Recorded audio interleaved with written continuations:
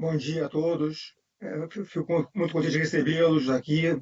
Eu sou o sócio, para quem não me conhece, eu sei que a maior parte não me conhece, uma parte não me conhece, mas eu sou Bernardo Schiller.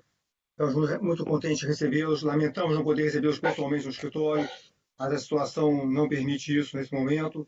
Mas é um prazer tê-los, de qualquer modo, aqui. Agradeço a todos mundo que acordou tão cedo para poder assistir esse webinar. É, e quero ressaltar que o escritório todo, CMA, está em home office, como acredito que todos estejam, infelizmente, né? Mas estamos seguindo a vida normal, está tudo super organizado, nós estamos atendendo a quem for necessário, todo o pessoal está trabalhando como se fosse normal em casa e esperemos que a situação do Brasil melhore logo no mundo e que possamos ter a vida normal o mais rápido possível, né? Hoje a apresentação será feita pelos outros sócios do escritório, pelo Ivandro Trevelin, que é o sócio de São Paulo, pelo Theo Keisman de Abreu, que é o sócio aqui do Rio de Janeiro, que vocês todos já conhecem também, e eles vão falar alternadamente sobre assuntos shopping locações, depois sobre incorporações, em seguida hotelaria e finalmente sobre cartórios, né? Como está nos aulas, vocês podem enviar perguntas pelo chat, que aparece na sua tela, bem como no final de tudo, nós já iremos responder perguntas que derem tempo, realmente. As que não forem possíveis de serem respondidas, presencialmente responderemos ou por e-mail, ou por o WhatsApp ou telefonando para vocês, né? Não deixaremos nenhuma respostas às perguntas que não sejam colocadas, né? E será um prazer tentar esclarecer as dúvidas. Só lembrando que, infelizmente, a situação atual do Brasil muda. Todos os dias é uma nova lei, tudo muda muito, realmente, né? Queremos lembrar ainda que esse webinar será gravado e depois será divulgado nas nossas redes sociais e no site, né? Aí, então, eu convido o sócio Ivandro Trevelin para dar início ao evento. Agradeço a todos, que é um ótimo evento a todos também. Um abraço, tchau. Olá, bom dia a todos. É um prazer estar aqui com vocês nesta manhã. Espero que todos estejam a salvo no período da quarentena. Um bom dia especial aos meus sócios. Bernardo, obrigado pela introdução, Bernardo. Sempre uma referência aqui para nós. O sócio Theo também. Estamos aqui sempre unidos, especialmente nesse momento em que enfrentamos essas dificuldades da pandemia aí que se colocou. Mas estou feliz com a oportunidade, creio que a riqueza está no contato, então hoje o contato possível é o contato virtual, então muito bom estarmos aqui discutindo esses assuntos que estão trazendo muitas dúvidas na vida das pessoas e das empresas, então também ficamos muito felizes em poder contribuir um pouco e trazer esse debate, essa discussão, né, buscando alguma clareza ou algum indício, né, de rumo nesses períodos que estamos vivendo aí de isolamento e de quarentena, né? Então, de fato, tudo se coloca pela imprevisibilidade inicialmente do que estamos vivendo, né? Como bem disse o Bernardo, cada dia é um dia, a cada 24 horas a situação muda. Ontem foi diferente de hoje, que com certeza amanhã será diferente também de hoje. Novas medidas estão sendo tomadas, algumas vão ser alteradas. Então, estamos ainda vivendo a imprevisibilidade e o início, como os experts, como os técnicos contam nas mídias e nas notícias, né? Ainda muito no início, estamos aí há 10 para 15 dias do isolamento social requerido pelos órgãos públicos, então estamos realmente ainda muito no início, né? E tateando aí as consequências e vendo, né, como os players do mercado imobiliário estão lidando no dia a dia e cada dia um aprendizado novo. Então, claro que não ficaria surpreso se logo mais, né, Bernardo, tenhamos mais um webinar aqui atualizando, eventualmente trazendo novas informações e modificações até do que estamos hoje pensando, com certeza, né? Então, descendo aqui na apresentação, como nós havíamos mencionado, né? Hoje estamos aqui para discutir um pouco os principais impactos, né, que o setor imobiliário sofrerá com essas medidas especialmente restritivas que empresários e o setor comercial está vivendo, né? Vejo aqui nos participantes que estão conosco, também agradeço a presença de vocês, será um prazer aqui conversarmos e discutirmos, vejo muitos amigos aqui também, vai ser um prazer estar aqui com vocês, né? Faço esse convite de também contribuírem, aí estamos abertos a conversas e, ao final, creio que o Bernardo abrirá aí momento específico para as perguntas.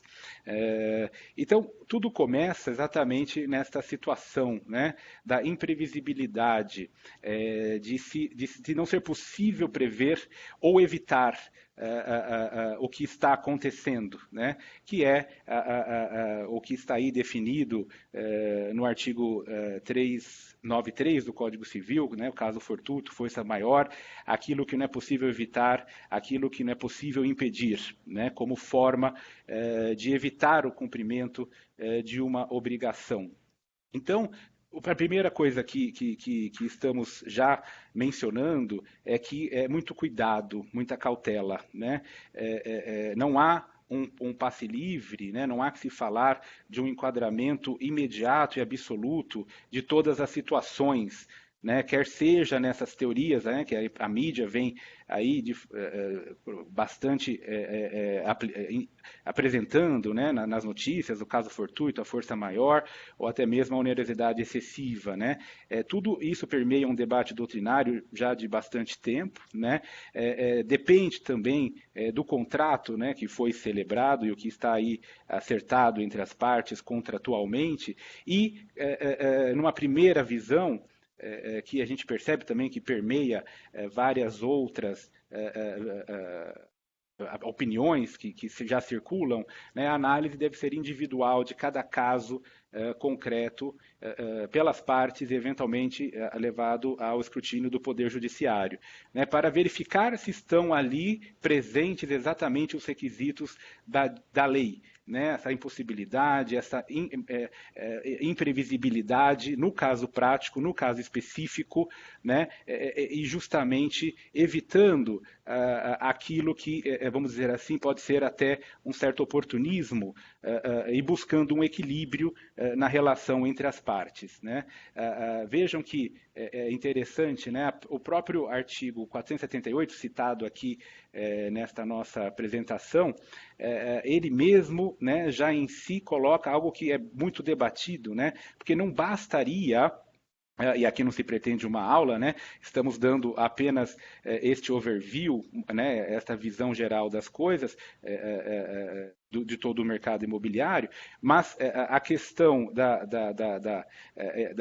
do excesso, né, de ônus para uma das partes, ele não se dá só por si mesmo, né? Ele requer aqui o que a própria lei diz, né, no caso quando excessivamente oneroso, que deve ser ali indicada com clareza a extrema vantagem da outra parte, né? Então, o famoso não basta ser pai, tem que participar, né, daquela propaganda famosa, mas dado aí esta onerosidade excessiva, mas onde está que a outra parte teve uma extrema vantagem em relação a esta prejuízo, este ônus que a outra está sofrendo excessivamente, né?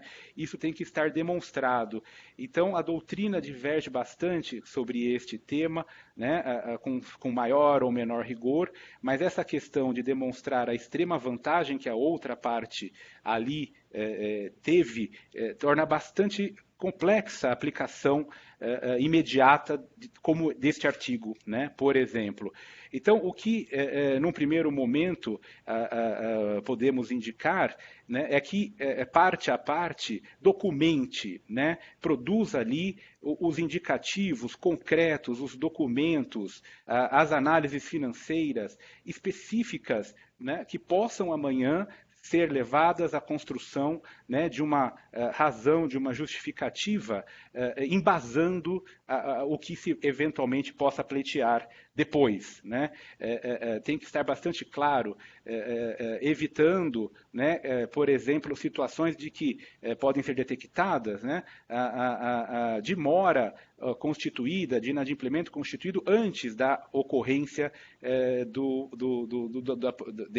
do coronavírus, né, da pandemia, que não haja um aproveitamento, né, imediato de situações anteriores ou até de dificuldades financeiras anteriores que já possam ser detectados, né? Por exemplo, rapidamente, antes de seguirmos, né, alguns casos que temos visto de empreendedores ou até proprietários, nesse intuito, né, de negociação ou de entender o que está acontecendo, mas que buscam ter ali algum indício concreto, pedindo os balanços, né, diante de pleitos formulados por locatários, balanços, balancetes, né, balanços do ano anterior, balancetes do ano corrente, mesmo que ainda em elaboração, para verificar e constatar, né, até porque, por accountability, ele também vai ter que internamente reportar ou justificar a alguém a decisão tomada, né?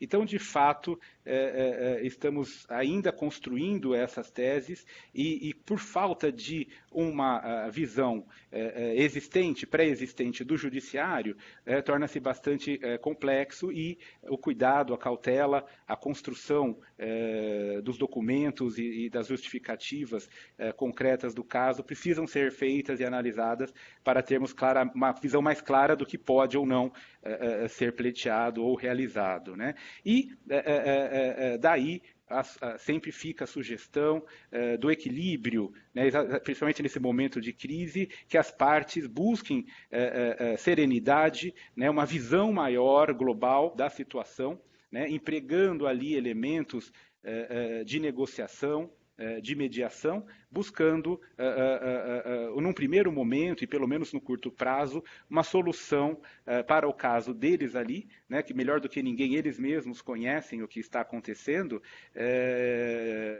para que haja a possibilidade de continuidade do negócio, olhando à frente, né, do negócio, da relação contratual, da função social do contrato, né, olhando à frente de que tal crise passageira, quando enfim, né, acabar, esperamos que seja logo, como disse bem o Bernardo, aquela relação continue e possa dar continuidade ali à produção da sua função social e daquilo que o contrato, né, se destina. Então, podemos, creio que, avançar, porque a ideia agora é mencionar na apresentação o que estamos vendo em relação às locações comerciais de uma maneira geral, né? Temos visto já muitas dúvidas de clientes, muitos questionamentos de como fazer, o que é possível, né? E um setor que tem no contrato de locação comercial a base ali, a sua relação primordial, num setor de shopping centers bastante afetado, né? Então, temos, né, que as autoridades públicas, para conter a pandemia, buscou, por exemplo, no Rio de Janeiro, né, a suspensão por prazo indefinido do funcionamento de estabelecimentos comerciais e a recomendação de fechamento de shopping centers e centros comerciais, estabelecimentos, galerias, também, né, por longo prazo, causando aí o impacto no setor, né? Percebemos que o setor de shopping center, se não o mais, é um dos principais afetados até o momento, justamente pela impossibilidade de realizar aquele fim a que se destina, né? De trazer o consumidor, de trazer ali a sua clientela para aquele centro comercial e que possa ali realizar as suas compras e o lojista aquela sua venda fazendo o negócio girar. Então fica aí realmente, e algumas outras reuniões que já participei com os players deste mercado específico, muita preocupação, né? Muita preocupação pela indefinição do prazo, né? Pela dificuldade que é fazer, fazendo aí uma analogia, um transatlântico, né? Que estava a todo vapor, transitando pelo oceano, e de repente uma parada forçada, imediata, né, com a dificuldade logística, né, de todos os contratos ali, de todos os fornecedores, de cessar da noite para o dia praticamente, né, e a dificuldade que isso em si representa. E a dificuldade segunda, que seria manter esse transatlântico parado no oceano, né? Algo tem que funcionar ali, segurança tem que funcionar, limpeza tem que funcionar, despesas, né, acontecem, e uma terceira dificuldade logo à frente, né, esperamos que logo, quando e se voltar a funcionar, porque, né, diante deste período, o segundo período aí do transatlântico parado, qual terá condições de continuar navegando após esta parada forçada, né? É uma preocupação também. Mas também quando começar tudo funcionar, né, o motor funcionar, fazê-lo funcionar novamente e pôr este transatlântico de novo em movimento vai requerer também um outro esforço hercúleo. Então, essa preocupação existe e justamente buscam meios, né, que possam mitigar ou minimizar, se possível, a operação, né? E daí a grande importância da busca pelo entendimento, né, entre lojistas, entre empreendedores, né, buscando a manutenção desse empreendimento. Claro, cada caso é um caso, né, sabemos já de decisões judiciais que reconhecem essa imprevisibilidade, sabemos de outras que também não deram guarida a esse entendimento, né, cessando o pagamento do aluguel mínimo, no caso, pela impossibilidade de desenvolvimento. Mas, de novo, cada caso é um caso, né? Ali deve ser verificado, né? Alguma venda feita a partir dali, ou venda online, há ali algum uso, mesmo que de armazenamento. Então, supermercados e farmácias podem continuar funcionando, mesmo que dentro de shopping center. Então, deve haver ali realmente um esforço, uma visão global superior, né, buscando talvez a sobrevivência do negócio, imaginando o retorno, né, havendo este retorno, facilitando aí a retomada posterior, né? Então, realmente é algo que estamos vivendo, né, no dia a dia. Estamos tendo também alguns projetos de lei, vou citar um que já está causando bastante celeuma ou discussão, ou trazendo muitas dúvidas, inclusive, mas acho que podemos, então, Camila, seguir com a apresentação, justamente também trazendo que tais medidas que eu havia citado para o Rio de Janeiro também foram estabelecidas em São Paulo, né? Sabemos que a cidade de São Paulo, já de muitos anos, né, é um exemplo até antigo, tem mais shopping centers que a Argentina inteira, né? Apenas na cidade de São Paulo, isso já deve ter até aumentado, dado aí o número de centros comerciais que estão surgindo e surgiram, mas tem mais shopping center que a Argentina inteira. Então, né, vemos a importância de tais centros comerciais para a economia de São Paulo, né? Muito do turismo aqui da cidade de São Paulo é feito no entorno das compras. Muitos brasileiros de outras localidades, companheiros aí de outros estados e da América Latina, se não outros locais, sabemos que vem fazer compras em São Paulo, né, o turismo aí relacionado a essas compras. Então, imaginam o peso e o impacto econômico que isso não causa para a cidade. Mas, de qualquer forma, está suspenso também, né, pelos decretos aí municipais e estaduais, a questão de estabelecimentos comerciais e prestadores de serviço, né, um tema que tem sido muito sensível ao poder municipal e estadual aqui de São Paulo, e a recomendação de suspensão também, né, de tais centros comerciais e congêneres no âmbito da região metropolitana de São Paulo. E o que traz a preocupação, né, com os empregos, né, com o tempo que tais empresários de lado a lado, dos empreendedores, dos lojistas, conseguirão manter, né, isso e esperando a concretização, acho que aí sim, né, onde virá algum alívio, as medidas do poder público, né? A famosa live do ministro Paulo Guedes, que todos acompanharam, né? Trazendo aí um plano que abrangeria 5% do PIB, né? Para o combate à pandemia.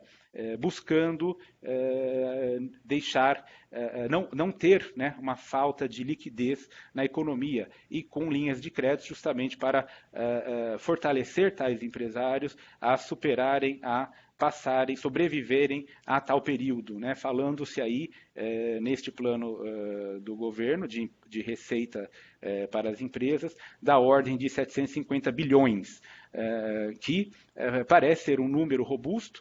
Creio que causou, diante deste anúncio do ministro, né, um certo conforto para os empresários e que, né, em números globais os mais importantes, né, sabemos que viria 200 bilhões do compulsório dos bancos, 150 bilhões da Caixa e do BNDES, mais 150 bilhões que antecipariam aposentadorias, alívios de pagamento no Simples e 40 bilhões de linha de crédito do Banco do Brasil, e algumas outras ali, completando tais 750 bilhões.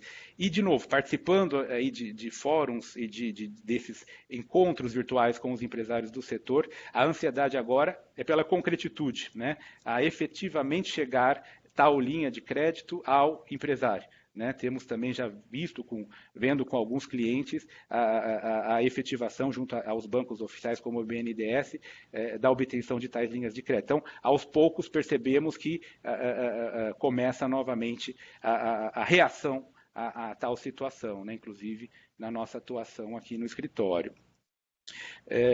Então, né, em algumas medidas, né, estão sendo aí sugeridas, vou citar algumas, né, porque também vemos que cada empreendimento já vem tendo uma negociação própria e estabelecendo regras próprias, né, ou buscando estabelecer, buscando a aderência ali de todos para fazer frente a tal dificuldade, mas o valor do aluguel, né, cobrado de forma proporcional, a suspensão do valor do aluguel, a cobrança de despesas condominiais também flexibilizada, proporcional, suspensão ou algum alívio também, né, no fundo de comércio, no fundo de promoção, melhor dizendo, no caso, cada empreendimento buscando ali equacionar com os seus lojistas. Então, de novo, muito cedo ainda para saber todos os desdobramentos, né? Se vai se consolidar no judiciário as teses de força maior, Act of God, né?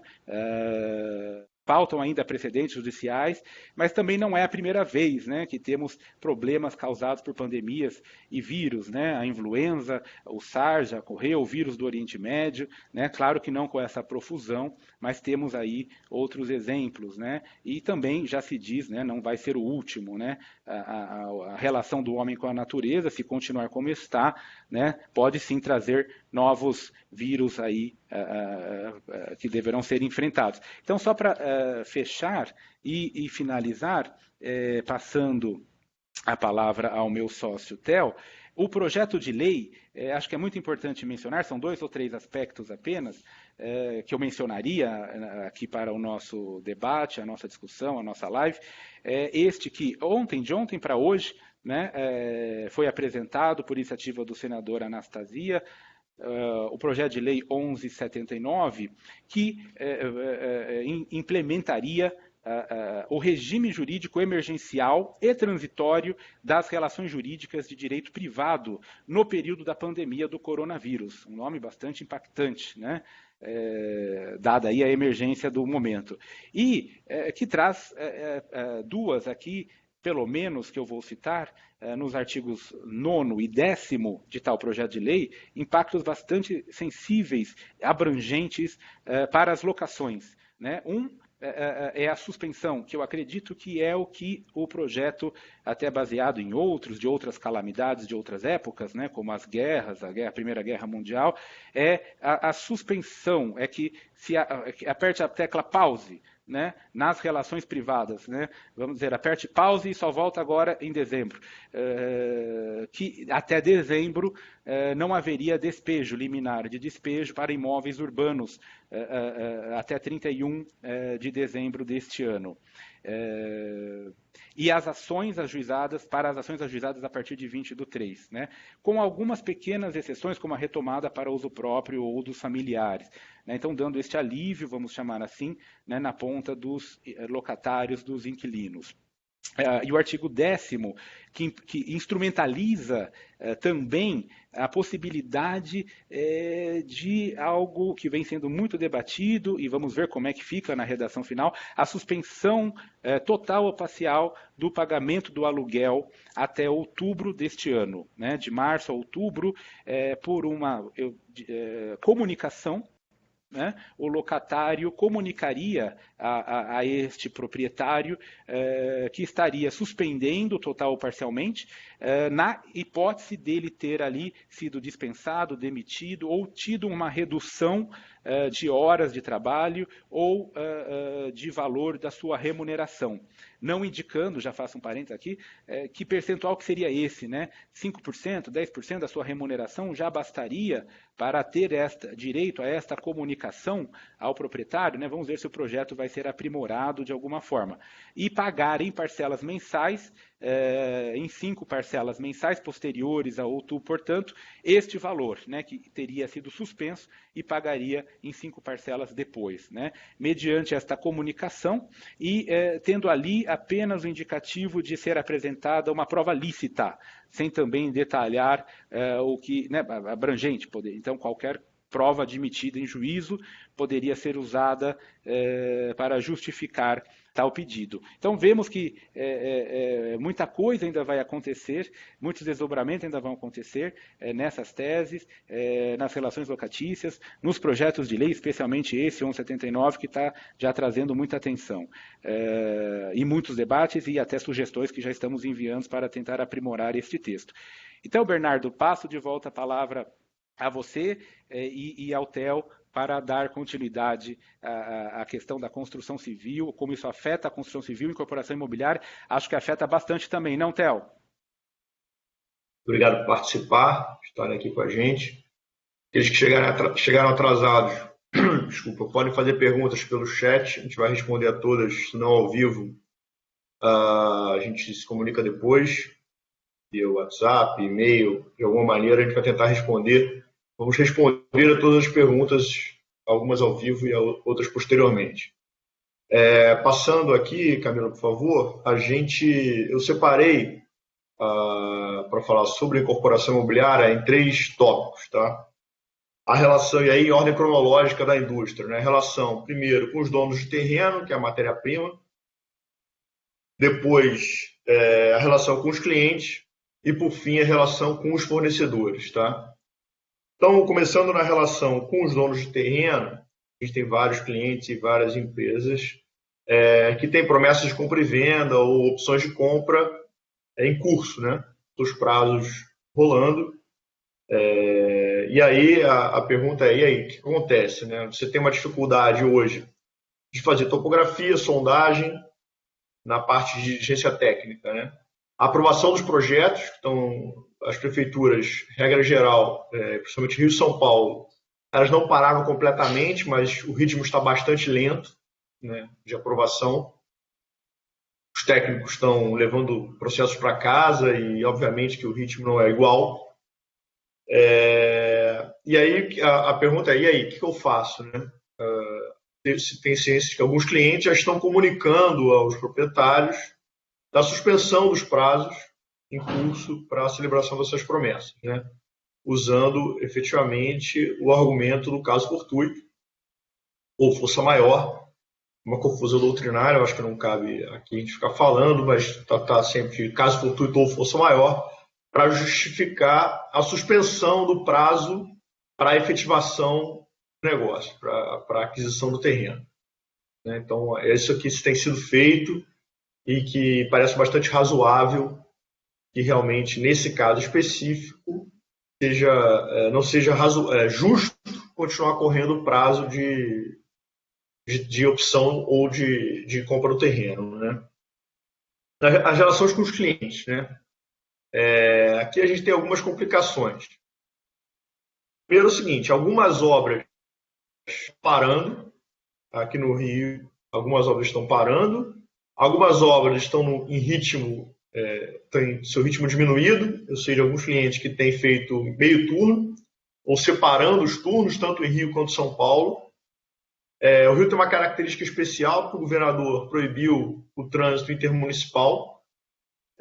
Então, vários funcionários que moram na região metropolitana não conseguem chegar no seu local de trabalho, que tem feito com que as obras tenham um ritmo bastante lento. Comunicar o mais rápido possível aos clientes que houve uma alteração do ritmo da obra ou paralisação e manter a transparência. Por que comunicar logo? Para que amanhã não se venha alegar que houve, na verdade, se usou o coronavírus, né, ou a Covid-19 como uma desculpa para atraso da obra. Manter o diário da obra sempre atualizado, informando, por exemplo, a dificuldade de chegada de material ou a não chegada de material, esse tipo de coisa, para manter assim, a relação bastante transparente com os clientes. Aí falando dos efeitos, né, alguns clientes, obviamente, vão pedir postergação do vencimento dos boletos, das parcelas. Entendo que a indústria, no primeiro momento, deva reagir contrário a essa postergação, à medida em que os empreendimentos, de maneira geral, as obras de maneira geral, não vão sofrer grandes atrasos. Né? Voltando um pouquinho em relação ao atraso, uma pergunta que já foi feita, não aqui, mas em outro fórum, em relação ao prazo de 180 dias que está previsto na 4591. O que acontece se, por conta da dificuldade da realização das obras, esse prazo for ultrapassado, né? Não tem uma resposta óbvia, mas me parece que, havendo prova material e coletando provas, e o diário de obras volta a ser super importante, é razoável supor que as obras que atrasem 180 dias não venham a ser penalizadas e, portanto, não se aplique o artigo que dá o direito do cliente de desfazer o negócio por conta do atraso ou de dar o direito de receber as parcelas já pagas, né, de volta acrescido da multa. Mas isso nunca foi levado ao judiciário, até porque o artigo da lei é relativamente novo. E aí, voltando de novo, falando de novo da lei dos distratos, né, certamente os efeitos econômicos do coronavírus chegarão às pessoas físicas e aqueles compradores vão solicitar o distrato. E aí vamos ter agora, me parece, então se usar um pouco de futurologia, mas uma nova leva de solicitações de distrato, agora sob a égide da lei, né? Porque a gente não tinha massa crítica ainda sobre a nova lei dos distratos, vamos ter agora. Vamos ver se o judiciário vai aplicar a lei dos distratos com os contratos firmados com a lei valendo. Infelizmente, nesse ponto, eu não sou otimista, não. Eu acho que o judiciário não vai aplicar a lei de maneira geral, a menos que isso chegue no STJ e no STF e venha alguma súmula. E falo isso baseado no que a gente ouviu e veio ouvindo de alguns desembargadores, mas especialmente no último congresso Ibradim, que foi realizado no ano passado, em que havia uma clara resistência dos desembargadores lá presentes na aplicação da lei ao caso concreto. Somando isso, um efeito perverso na economia causado por um evento externo, numa situação de perde-perde, né? Não é uma situação em que, como o Ivan falou, não tem vantagem para ninguém, ao contrário, está todo mundo perdendo no momento, mas sim existe essa resistência do judiciário, né? De qualquer maneira, é importante diferenciar também a situação desse consumidor, né? existe uma tendência aí, regra geral, a se considerar o comprador como hipossuficiente e o incorporador como o mais forte na relação, assim como existe uma tendência na relação locatícia, né, de considerar o locatário hipossuficiente. Mas nem sempre isso é verdade. Dar um exemplo aqui simples, você imagina um fundo de investimento que comprou metade de uma torre comercial ou uma torre comercial inteira de uma incorporadora de médio porte que está alavancada, né, que tomou empréstimo para concluir a obra, empréstimo à produção. Existe uma relação de hipossuficiência aí?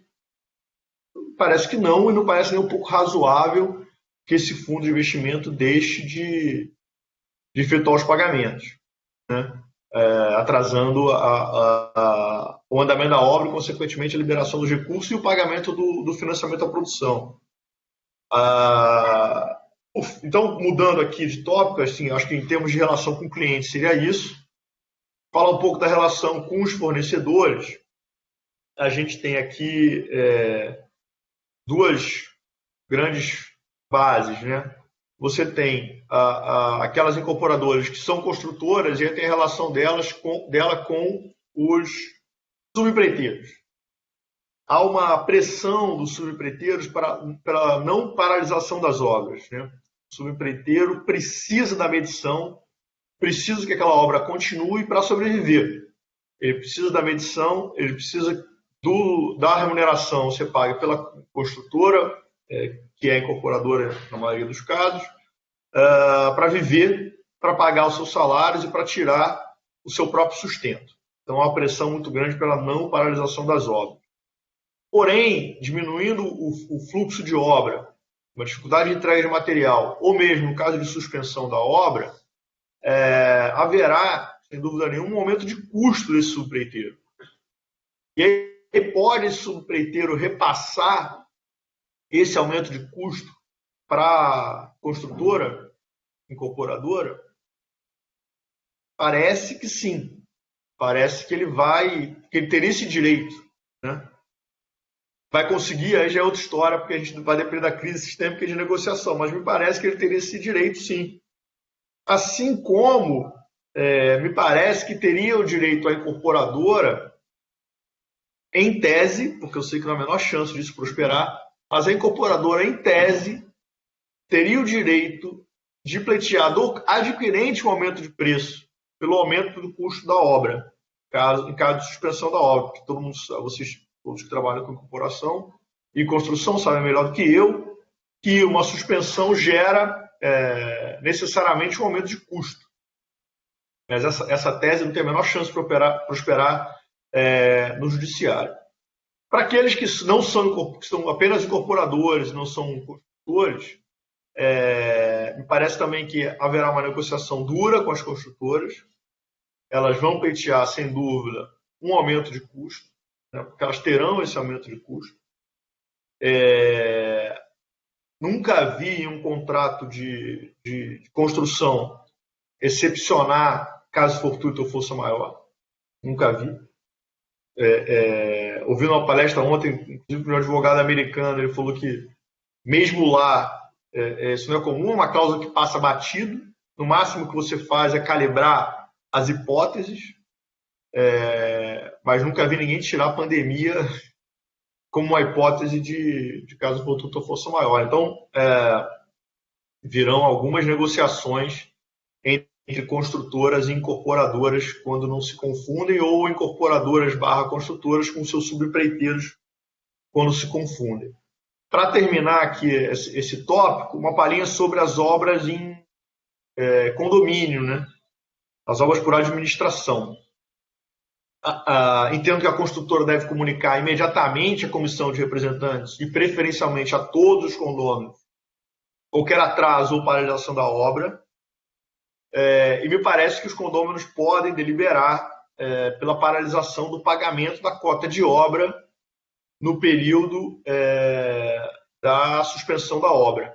Obviamente que se limita ao pagamento da cota de obra, não estou falando da cota de terreno, que essa permanece devida seja ao dono do terreno original, seja à construtora, caso ela tenha feito os dois papéis, né?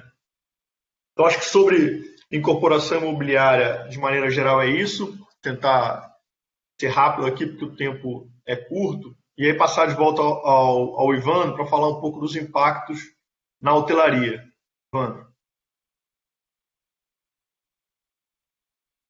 Perfeito, Theo. Muito interessante aí, acho que vamos ter muitos desdobramentos ainda em toda essa questão dos contratos e dos compromissos, né, de compra e venda. Quando aparentemente uma lei vinha e tentava buscar ali uma melhor solução para os conflitos de não pagamento e de resilição, como você bem disse, uma nova onda surge. Então, antes de entrar exatamente na questão passando o slide da hotelaria e serviços de hospedagem, obrigado Camila, de fato temos já aqui muitos participantes, né? Agradeço aqui a todas as manifestações, estão havendo várias manifestações, inclusive para o nosso setor de marketing que está controlando todo o background, Camila, Giovanni, o Rui. De fato, duas perguntas só rapidamente, que Rafael Vasconcelos já coloca, e lembra bem, muito boa pergunta, Rafael, a questão das garantias contratuais, né? Muitos contratos, não só de obra, de construção, mas as locações, o seguro, tem a garantia, o seguro. É possível né, recorrer ao seguro, porque realmente estamos dizendo esta primeira onda, esta primeira parte da relação proprietário e o locatário. Mas há uma terceira pessoa ali, logo ali, né, que é o garantidor, né, o fiador, ou até a seguradora, no caso de uma apólice de seguro, né?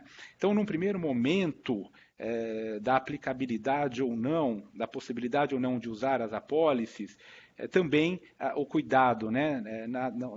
Tentando evitar aí atitudes, né, muito rápidas, porque o que poderia ser indicado, Rafael, é a leitura atenta, num primeiro momento, da apólice, da contratação das coberturas e das exclusões de cobertura, né? Não é raro que pandemia, lockouts, pandemia, expressamente estejam excluídas como hipótese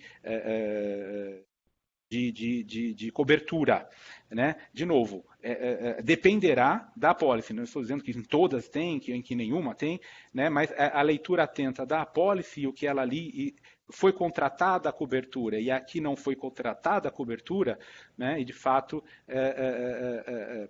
a conhecimento temos que a pandemia muitas vezes é excluída, especialmente em contratos de obra. Então, acho que vale a leitura atenta da apólice de seguro, justamente para ver o que está coberto e o que está ali afastado da cobertura, né, expressamente na própria apólice. E também temos a questão enviada pelo João Vitor, acabei respondendo um pouco aqui no chat ao lado, mas João Vitor pede comentar sobre a possibilidade de êxito dos projetos de lei com suspensão dos pagamentos. Então, só completando o que eu havia mencionado do projeto de lei de iniciativa do senador Anastasia, de fato, esse projeto de lei 1179 já vem sendo objeto de muita discussão. Também há menção no fato dele poder até ter um substitutivo ou alterações também. Há, sim, a sensibilidade de que o poder ali, legislativo, no caso, quer apresentar à sociedade celeridade e efetividade, demonstrando preocupação e indicativos de trabalho que eles estão realizando para enfrentar a crise do coronavírus. Então, eles têm esta urgência, essa sensação de urgência para dar uma resposta à sociedade. Mas também, por outro lado, a informação, as notícias que chegam é que tal projeto ainda deve ser objeto ali de ajustes ou alterações. Então, vamos ver aí os próximos passos, que vai acontecer, João Vitor. Então, dando continuidade, e aqui também um pouco mais breve pelo tempo que temos, a questão da hotelaria, serviço de hospedagens, muito rapidamente mencionando que o poder público, como estamos vendo aí na apresentação, o próprio Rio de Janeiro está, né, pode, né, por ato do poder público, requisitar tais imóveis, como hotéis, pousadas e demais estabelecimentos, para usar na época de quarentena, né, para tratamento médicos mais simples, tendo aí até previsão de pagamento posterior, né, remuneração, encargos, que teria alguma contrapartida para esses proprietários. Podendo avançar, Camila, por favor, né, também no próprio Estado do Rio de Janeiro, no slide seguinte, a indicação, né, de valores para a contraprestação, né, diárias que teriam pagamento de R$ 120, que arcariam o município do Rio de Janeiro, né, e também abrangendo ali detalhamentos, né, 3 refeições diárias, substituição de material de banho, higiene pessoal, limpeza e higienização semanal das acomodações, né? E também em São Paulo, no próximo slide, Camila, vamos dar esse overview rápido, também tem aí a questão, né, de usar esses imóveis, está em estudo aqui pela Prefeitura de São Paulo, também utilizá-los, talvez um pouco atrás do detalhamento que ainda há no Rio de Janeiro, porque aqui em São Paulo uma coisa, vamos dizer, chamou muito a atenção e está dificultando um pouco o avançar por este lado, né? É que os hotéis, quase que via de regra, tem o piso, né, usando o carpete, que vamos chamar, não sanitário para os efeitos médicos. Então, tem sido isso muito alertado e lembrado aqui em São Paulo, em que pese, né, como vemos aí, a Associação da Indústria de Hotéis de São Paulo sugerindo, né, a disponibilização deste uso para ampliação de rede de suporte às equipes de saúde, especialmente, né, para ficar aí no período da quarentena enquanto estiverem trabalhando, né? Tais serviços de hotelaria, os hotéis, né, como estamos vendo, eles não estão incluídos na proibição, melhor dizendo, do funcionamento, como abrangendo os outros estabelecimentos comerciais, né?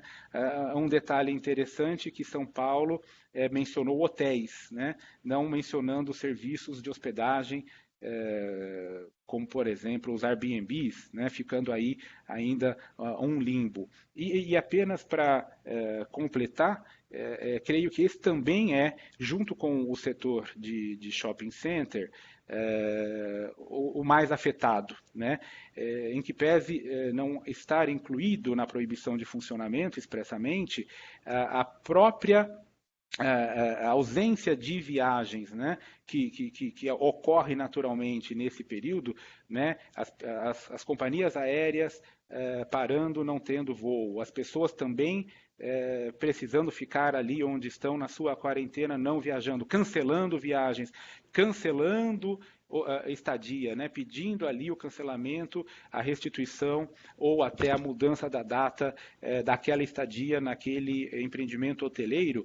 Isso tem impactado muito o setor, né? Também estão ávidos aí na espera das linhas de crédito do governo para conseguir superar esse período, né, dada a cessação absoluta de clientes, né, de hóspedes ali, a cessação absoluta de receita, então está sendo muito impactado, né? Realmente, hotéis que, especialmente aqueles que também tinham, né, na própria tripulação dos voos das companhias aéreas, né, que usavam aqueles hotéis para ficar, pernoitar, né, entre um voo e outro, também estão muito afetados, né, os restaurantes estão parados, então realmente é um setor que está bastante afetado e aguarda aí justamente as providências, né, que foram anunciadas pelo plano do ministro Guedes, né, justamente para que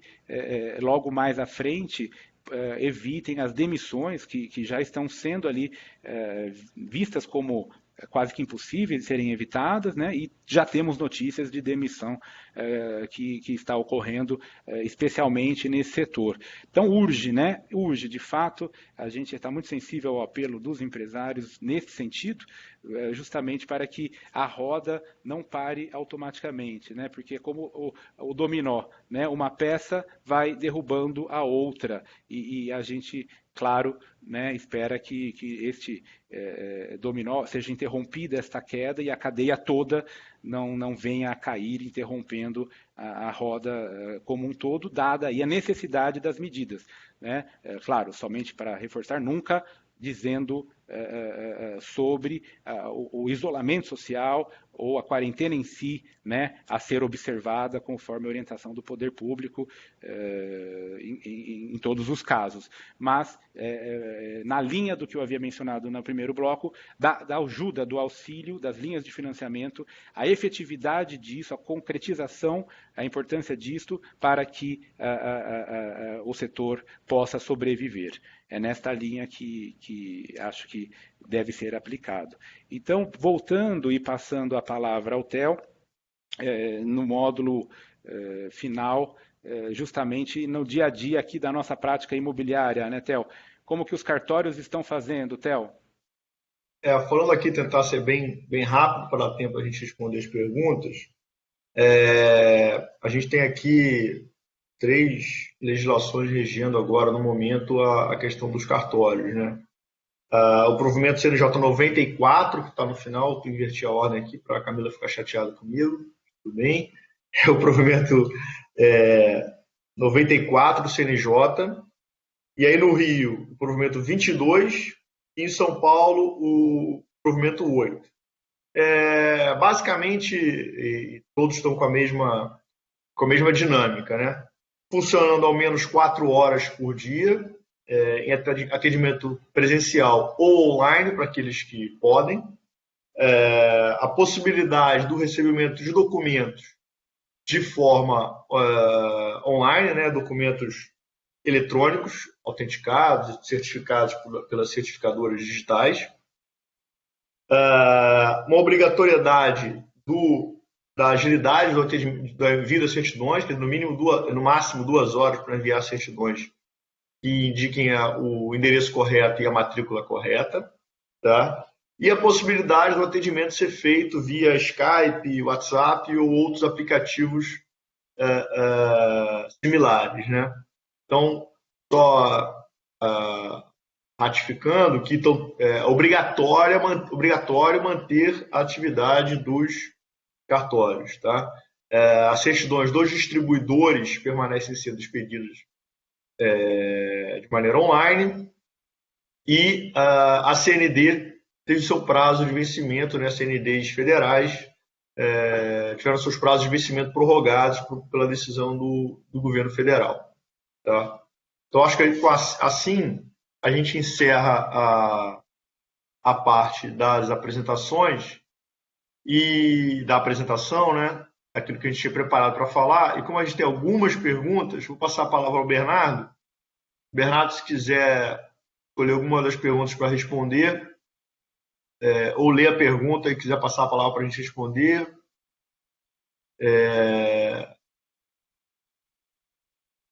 Deixa eu achar aqui a pergunta. O Ivan já respondeu 2, Ivan. Isso. Tem uma pergunta aqui, Bernardo, vou passar para você essa aqui, tá? A pergunta da Lúcia, ela pergunta, eu vou simplificar sua pergunta aqui, Lúcia, ver se eu entendi corretamente. Ela está falando de uma promessa de compra e venda entre uma incorporadora e um dono de terreno em que já foram superadas as condições. E a empresa está obrigada ou não a efetuar o pagamento das parcelas do preço de aquisição do terreno. Ela poderia alegar o caso fortuito nessa hipótese, uma vez que ela deveria, em tese, ao menos, ter o dinheiro suficiente, os recursos suficientes para efetuar o pagamento do preço do terreno. O que você acha, Bernardo? Eu entendo assim, se for até tem um caso concreto desse. Se falta uma única parcela, eu acho que é difícil justificar a gente não provisionou o dinheiro, os recursos, para pagar a última parcela desse alto preço. Agora, se forem várias parcelas pendentes de pagamento, acho que sim. Você poderia alegar que não tinha condições, você parcelou justamente o que você pretendia a longo prazo pagar. e com recursos que iriam entrar ao longo do tempo. Se os recursos não entraram por causa da crise do coronavírus, teria um motivo formal para não pagar essas parcelas. Agora, mesmo a parcela única, que fora é o caso, eu tenho uma parcela para pagar 15 dias. E como é que é possível o coronavírus, em tese, ter a esse pagamento para 15 dias? Eu teria que ter o dinheiro provisionado. Agora, se eu conseguir provar, realmente, mesmo sendo um exemplo próximo, eu não tinha dinheiro provisionado e isso deu a culpado disto foi a crise, então eu acho que você conseguiria sim que o Poder Judiciário reconhecesse que o não pagamento foi com justa causa. Então, agora, se for várias parcelas, eu acho que sim. As demais parcelas, que vencem 1, 2 meses, depois dos seus de todos os prazos, acho que você deixou de receber também recursos, pudesse dar recursos para você poder pagar essas suas obrigações todas. Né? Então, eu acho que teria motivo sim para tentar isso. Né? Eu vou tentar responder a pergunta da Maria Fernanda. A Maria Fernanda Perfeito. pergunta. Acho que a Lúcia ficou contente, Theo. Tudo bem, Lúcia? Espero que tudo bem com você. Lúcia, velha amiga que temos aí ao longo tempo. Tentar responder a pergunta. Diga, Bernardo. Não, ela perguntou duas coisas. Ah, não, foi a Maria Fernanda Delpino. Isso. A Maria Fernanda pergunta quanto à suspensão do contrato de obra, né? Maria Fernanda, eu entendo que tem que haver motivo, né? Nexo causal, vamos usar um termo jurídico, né? A paralisação do pagamento e a crise, né? O prazo está em aberto. A gente está vivendo, tem um meme que fala que só existem 3 dias, né? Ontem, hoje e amanhã. A gente não sabe quanto tempo vai durar. Vou ficar aqui entrando na parte médica, né? Mas realmente a gente não sabe quando é possível. Então eu entendo que sim, que fica suspenso, o prazo está suspenso até ser possível retomar. Quanto ao crédito imobiliário, também, nexo causal, né? Você está recebendo o dinheiro dos clientes, não tem nenhum motivo para você não pagar a parcela do crédito imobiliário. Se você deixar de receber o dinheiro dos clientes, os clientes pararem de pagar e você comprovar que o fluxo de recebimento diminuiu, aí talvez, eventualmente, você tenha sim algum argumento para postergar o pagamento dos bancos. Mas eu tenho visto os bancos bastante flexíveis em relação aos créditos em geral, tá?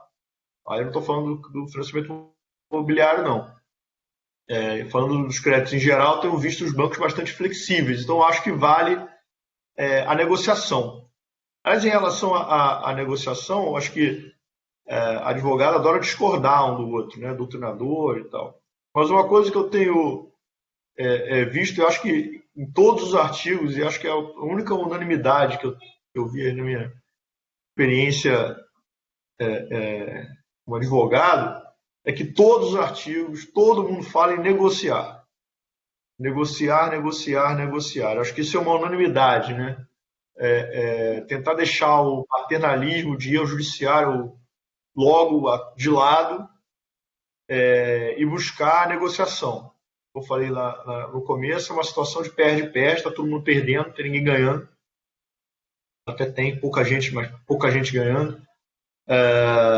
Então, acho que vale sim as negociações. E acho que vale negociar com o banco a postergação do pagamento. Certamente o banco não vai, se sua obra diminuir ritmo, parar, não vai liberar os recursos porque ele não vai ter medição. Então, acho que vale a negociação, sim, de postergar o pagamento dessas parcelas, né? Eu acho que o bom senso vai ter que acontecer em tudo, né, Theo? Todo mundo tem muito bom senso, porque é uma situação muito fora do comum, por exemplo, dar uma decisão que vai decidir um juiz. É muito complicado isso, porque ambos teriam razão, um lado e o outro para alegar. Mas eu acho que sim, o banco teria que suspender sim o pagamento, do meu ponto de vista. Né? Theo, Bernardo, Eu. até surgiu uma outra pergunta aqui, até tentando responder o João Vitor que tinha feito e a Roberta, a questão em contratos de locação, no caso aqui de galpões para armazenamento, podem ser suspensos. Talvez transcendendo um pouco, não só de galpões, mas locações em geral, acho que ainda não atravessamos essa ponte. De estarmos já do outro lado neste caso de suspensão, diante até do mantra que o Theo mencionou, né, Theo, fazendo eco aqui, a questão da negociação, negociação, negociação. O que nós temos percebido é que estamos ainda, vamos chamar, numa primeira fase em que as partes buscam estabelecer uma negociação, sentar à mesa, colocar os argumentos de lado a lado e buscar aí uma solução para o caso específico. Quer seja uma redução, quer seja um desconto, a solução virá do caso a caso. Temos visto que tem sim surgido fruto, sem chegar à questão da suspensão, né, sem chegar ainda a essa questão. Antes disso, né, estamos um pouco antes, as partes sentam e estabelecem, e há um entendimento, né, de que pode ser interessante ao proprietário buscar ajudar com algum alívio na despesa daquele inquilino, buscando mantê-lo no futuro, dada ali alguma particularidade que indique uma dificuldade de caixa, como, né, excelente ali o comentário do Bernardo, né, da existência de uma dificuldade duradoura, por exemplo, né, não haveria ali alguma reserva para fazer o pagamento imediato. Então, muitos aspectos podem ser discutidos, mas ainda no âmbito da negociação e as partes buscando a aplicação ali de uma solução para aquele momento, né, até porque estamos ainda no começo. Qualquer solução, me parece, deveria ser também de curto prazo, porque, né, vamos ver ainda para onde a coisa vai. Vamos só acrescentar uma questão, e aí também pegando o gancho que a pergunta do Rafael tinha feito, e agora o Marcos também fez uma pergunta sobre a questão da locação. Existe esse mito de que o locador e o locador é a parte mais forte, né? E aí, com base nisso, se quer sempre suspender o pagamento do aluguel. Só se fala isso, só suspender o pagamento do aluguel. Agora, isso gera, vamos imaginar o seguinte, uma loja de rua, tem lá um casal de velhinhos, comprou uma loja para viver da renda daquilo ali, e complementar a aposentadoria, ou um profissional liberal que não tem uma aposentadoria do INSS. Ele alugou a loja dele para Lojas Americanas S.A. Existe uma relação de se faz sentido a Lasa, que está vendendo a beça, álcool gel e tudo mais, não pagar o aluguel? Se ela não pagar o aluguel, como é que essa pessoa vai sobreviver? Quer dizer, gera uma reação em cadeia. Assim, Rafael, não existe uma resposta certa na sua pergunta. Qual é a indústria que é essa locatária? Né, por exemplo, a sede de uma empresa de internet, a sede do Zoom, o cara tem a sede do Zoom no Brasil, é o locatário. Faz sentido ele deixar de pagar aluguel hoje? O Netflix vai parar de pagar aluguel? Uma empresa de telecom que está vendendo plano de internet mais do que nunca. Então, assim, não existe uma resposta única para todas as situações, né? Exato, Theo. E, de fato, até outros exemplos que temos visto na prática, os próprios fundos de investimento imobiliário, que há os investidores ali também adquiriram as cotas e tem ali na rentabilidade daquela cota a composição da sua aposentadoria, do seu plano de vida, dependendo daquilo, também para sobreviver. Então, os dramas pessoais e humanos, eles existem nas duas pontas, né? Então, aí a necessidade de um entendimento e uma solução que, né, vai ser para cada caso, né? Uma vez que creio que a solução de baseada provavelmente vai passar por cima destas particularidades, né, de cada caso.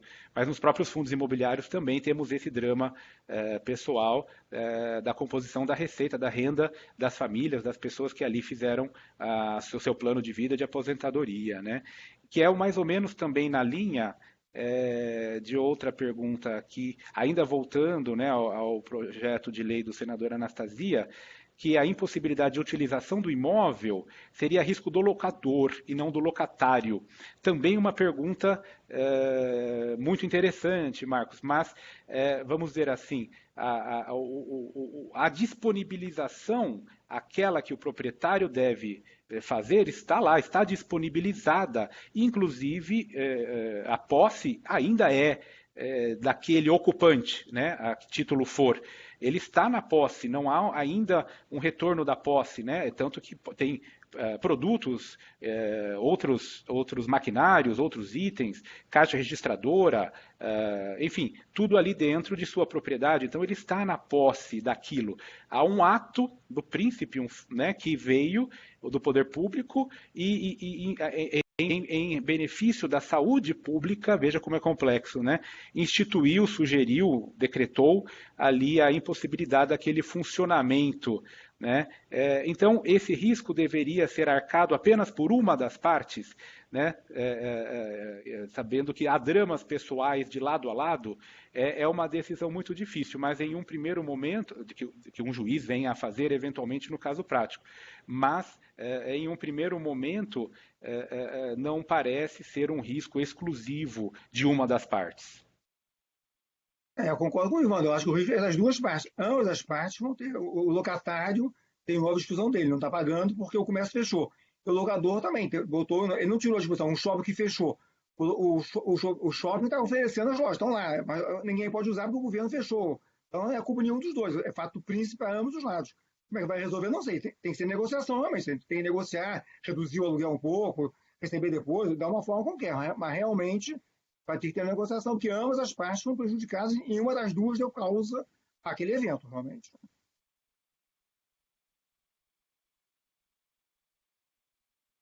Tem mais alguma pergunta?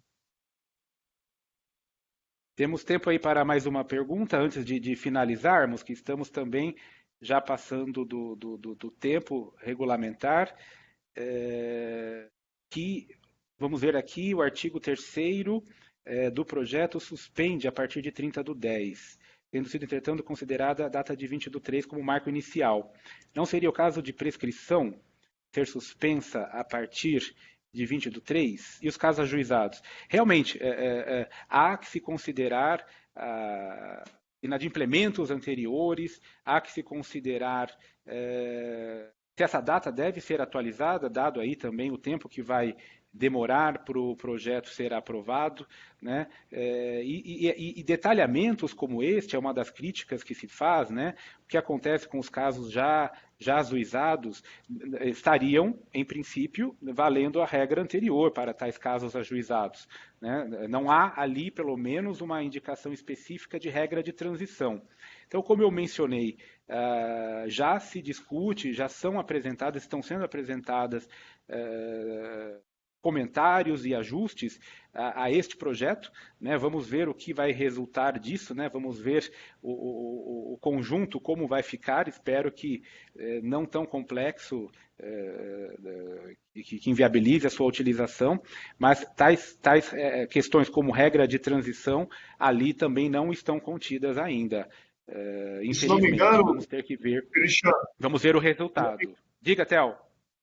Christian, se não me engano, há no PL uma regra de suspensão dos prazos de prescrição e decadência, sim. Se não está nesse PL, tem algum outro que trata de suspensão.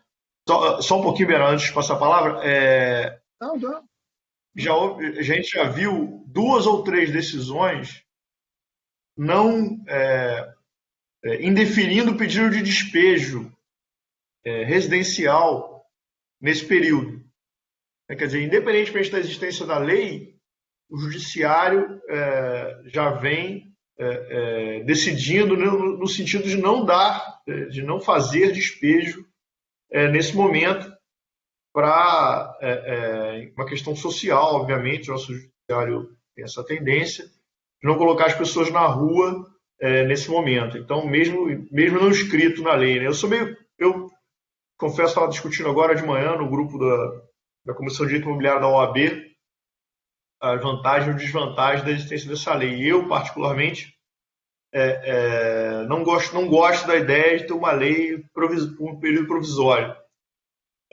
Mas o meu colega André Abelha é um otimista e acha que vai conseguir melhorar, que a gente vai conseguir melhorar, a sociedade civil organizada vai conseguir melhorar o projeto e fazer desse limão uma limonada, aí ter algumas regras que sejam interessantes e ajudem, né, no judiciário a decidir depois. Nesse aspecto, eu sou pessimista. Eu sou otimista em outro aspecto. Eu acho que a recuperação econômica no segundo semestre vai ser rápida. Acho que a gente vai ter um primeiro semestre muito ruim, mas um segundo semestre em que as coisas vão fluir bem para todo mundo. Diga lá, Bernardo. E só completando, Theo, que de fato, sim, vejo também este debate do setor privado que já se antecipou e já vem se organizando, né? Temos visto clientes celebrando aditivos contratuais, já estabelecendo aí a regra prática para o caso, quer seja uma redução, quer seja um desconto, quer seja uma suspensão, e o setor privado já se antecipando a isso. Vamos dizer, a lei já vindo um pouco tarde, pelo menos neste setor. Ela tem outros temas muito controversos, né?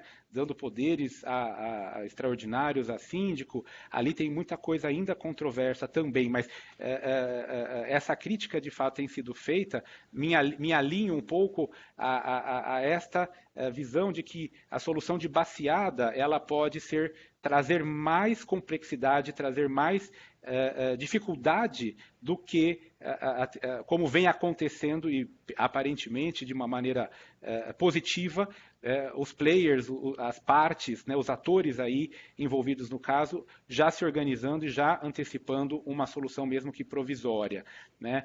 Vamos ver aí se, dada uma solução geral, se é que podemos chamar o projeto de lei nesse sentido, né, se vai trazer mais complexidade, mais dúvida do que o que temos visto hoje, né, positivamente o setor privado, né, e também nas comissões que participo, vejo essa crítica, né, de que já há uma organização correndo e que tem sido benéfica, pois as partes estão se ajustando. Vamos ver aí, né? E especialmente, ressaltando de novo, a redação final de todas essas melhorias que estão sendo feitas no projeto de lei, este que estamos discutindo especialmente, né? Que vem com uma importância maior diante até de um endosso, né, que viria e está ali contida na própria exposição de motivos, muito interessante a leitura da exposição de motivos do próprio presidente do Supremo Tribunal Federal,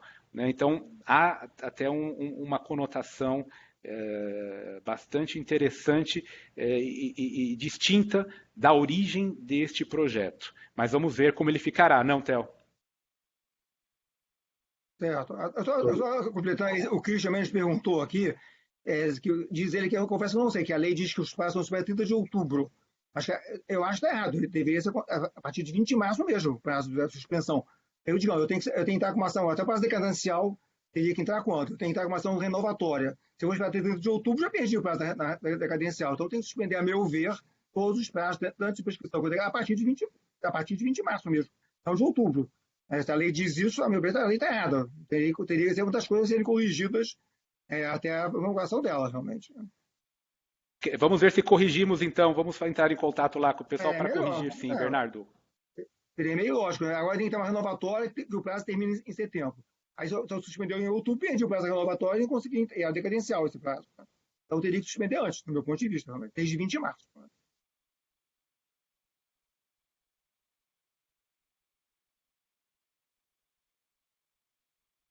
Bernardo, acho que pode encerrar.